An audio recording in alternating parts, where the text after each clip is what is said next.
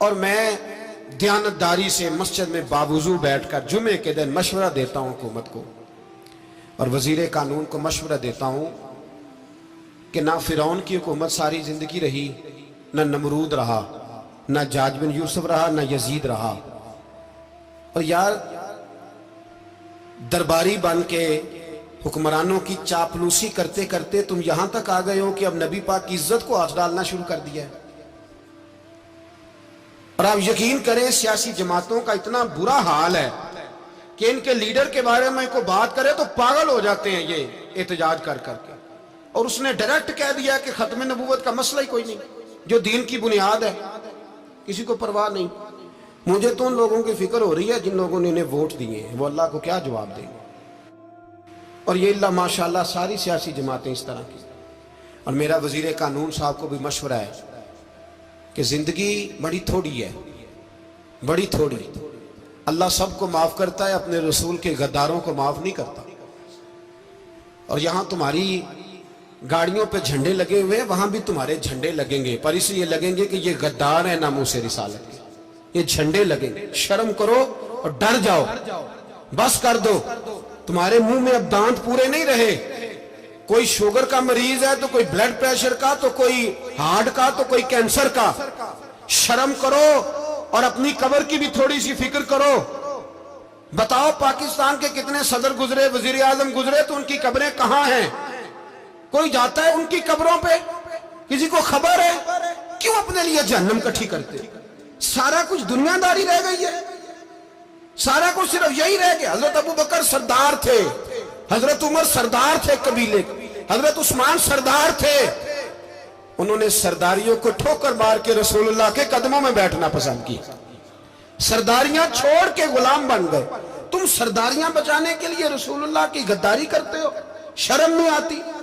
اور قوم شکوہ ہے مجھے ان لوگوں سے جو مولوی تو کہہ دیتے ہیں تو سیاست نکار، اور کسی سیاستدان کو منع نہیں کرتے کہ جب تجھے سورت فاتحہ بھی نہیں آتی تو تجھے کس نے اجازت دیا اتنی بڑی بات؟ اور میں نے پچھلے سے پچھلے جمعے بھی کہا تھا، پھر کہتا ہوں اور آن دی ریکارڈ کہتا ہوں، مرزائی کل بھی کافر تھے، آج بھی کافر، اور قیامت تک، اور جو ان کے کفر میں شک کرے وہ بھی، اور پکا بے ایمان ہے، کافر ہے۔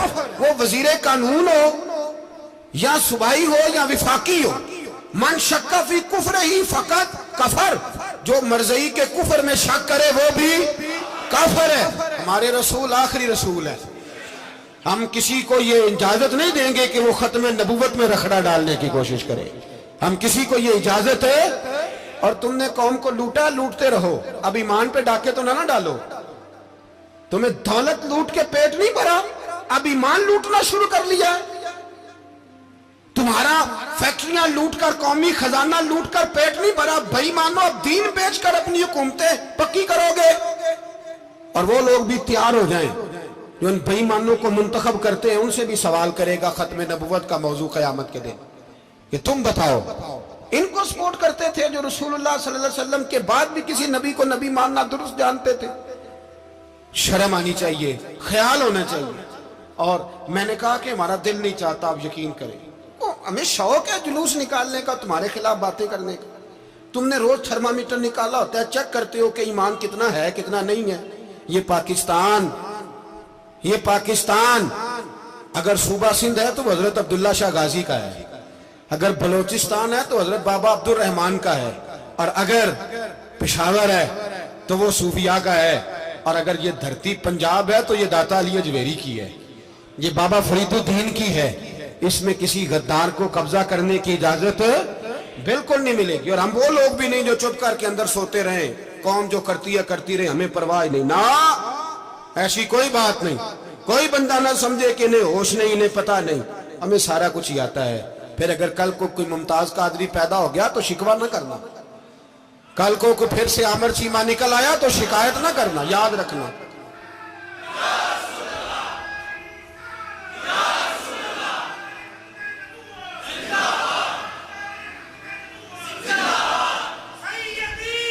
تو میرے بھائی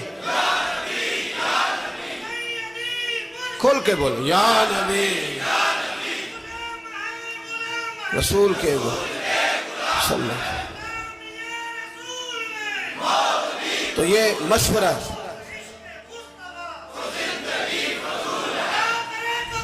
جزاک اللہ، تو یہ تمہیں مشورہ ہے.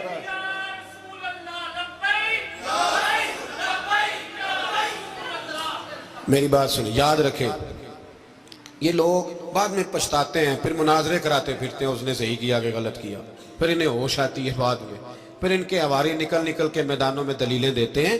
اس لیے ہمارا مشورہ ہے انہیں کہ یہ اپنی حد میں رہیں، اور جو کام تمہارے ذمہ، میں نے کہا نا تم نے بڑا لوٹا، یہ قوم روز تمہیں موقع دیتی ہے لوٹنے کا، یہ موقع دیتی ہے، تو تم نے دولت لوٹ کے پیٹ نہیں بھرے، اب ایمان لوٹنے کے چکر میں آ گئے ہو.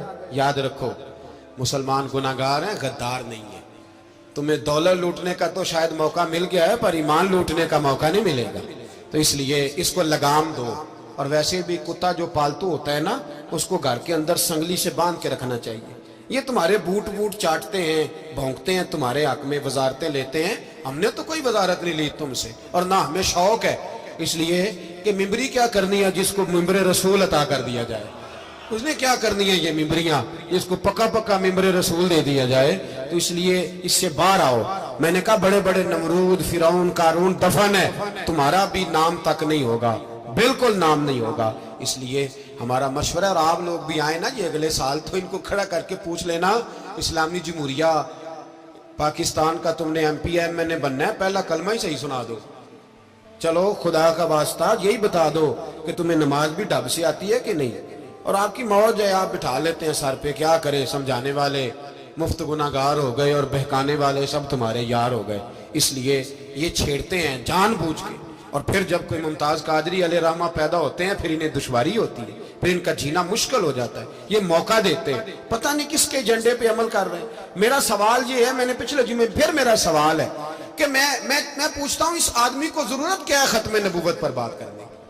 جب امت مسلمہ کے متفق کا فیصلہ ہے کہ مرزائی کافر، اسمبلی نے بل پاس کر دیا کہ مرزائی، ان کو اقلیت قرار دے دیا، اور جب سے وہ اقلیت بنے، نہ ہم نے ان کی عبادت گاہ جلائی، نہ ہم نے ان کو قبروں سے نکالا، نہ ہم نے، بس ٹھیک ہے جیسے عیسائی رہتے ہیں، یہودی سے کس ملک میں رہتے ہیں وہ بھی رہے، اقلیت بن کے رہے، کوئی اعتراض. پر تم انہیں کھینچ کے کیوں قریب کرتے ہو؟ تمہارا کیا جرانہ ہے ان کے ساتھ؟ بتاؤ تو صحیح. ان لوگوں سے ان کو چاہیے اپنے منہ میں لگام ڈالیں، اور اگر نہیں ڈالیں گے پھر انشاءاللہ ڈالی جائے گی، اور بڑی تگڑی ڈلے گی، اور پھر ایسی ڈلے گی. سلمان تاثیر جب مرا تھا نا، تو 5-5 لاکھ روپیہ مولویوں کو آفر کی جنازہ پڑھاؤ. 5-5 لاکھ روپیہ چھوٹے چھوٹے مولویوں کو. اور داتا صاحب کی مسجد کے خطیب بھی صوبائی جو تھے، وہ خطیب تھے، ملازم تھے، انہوں نے کہا کہ ایمان نہیں بھیجنا، نکالنا نوکری سے تو نکال دو.